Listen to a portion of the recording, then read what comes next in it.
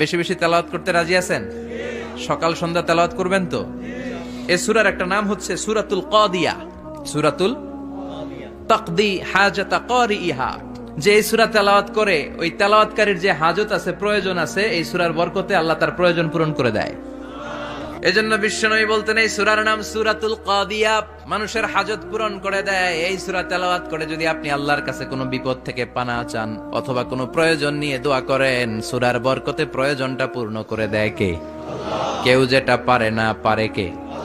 আরেকটা নাম আছে সূরার, সেটা হচ্ছে সূরাতুল আযীমা, সুমহান সূরা। এটা যেন তেন সূরা নয়, এটা তো কোরআনের কলম। তার মানে এক নম্বরে পেলাম সূরাতুল কাদিয়া, দুই নম্বরে পেলাম সূরাতুল আযীমা, তিন নম্বরে সূরার আরেক নাম হলো সূরাতুল মুইম্মা।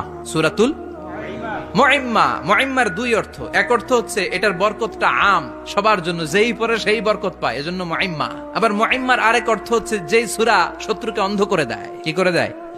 এই সূরার প্রথম 9টা আয়াত যদি বিপদে পড়ে, শত্রুর কবলে পড়ে আপনি তেলাওয়াত করেন, শত্রুর চোখটারে অন্ধ করে দিবে কে? আল্লাহ। এজন্য বিপদে পড়লে সূরাতুল ইয়াসিনের প্রথম 9 আয়াত পড়তে রাজি আছেন?